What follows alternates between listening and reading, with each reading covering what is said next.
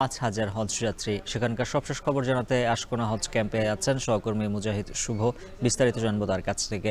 শুভ, জানাবেন আজ এখন পর্যন্ত কয়টি ফ্লাইট ছেড়ে গেছে আর ব্যবস্থাপনা নিয়ে কি বলছেন হজযাত্রীরা?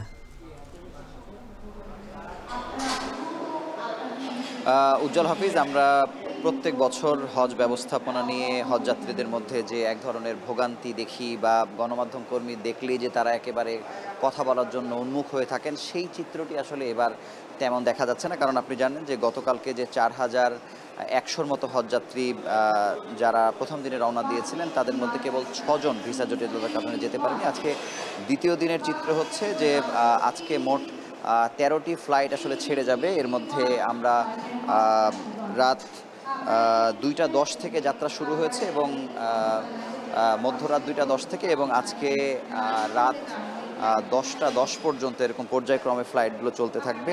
একটি ফ্লাইট শুধুমাত্র সেটি পৌঁছে গেছে।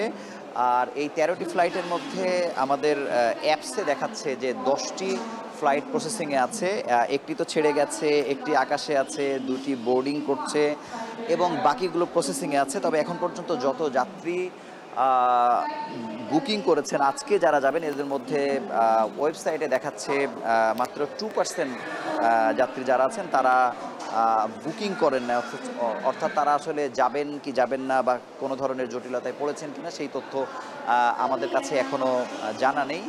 মূলত বিমান বাংলাদেশ এয়ারলাইন্সের বোর্ডিং এবং ইমিগ্রেশনের সামনে আমরা আছি। এখানে দেখছি যে প্রচুর ইমিগ্রেশনের জন্য এক ধরনের ভিড় যাত্রীদের মধ্যে আছে। তো সব মিলে বলা যায় যে এখন পর্যন্ত আমাদের কাছে যেটি তথ্য আছে যে আজকে 5,000-5,500-এর কিছু বেশি যাত্রী আজকে যাবেন এই 13টা ফ্লাইটের মধ্যে।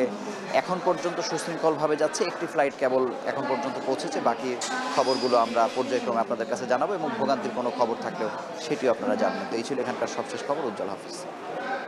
হজযাত্রার দ্বিতীয় দিনের খবর জানাচ্ছিলেন সহকর্মী মুজাহিদ শুভ। আরএফএল ওয়াটার পাম্পের অটো থার্মাল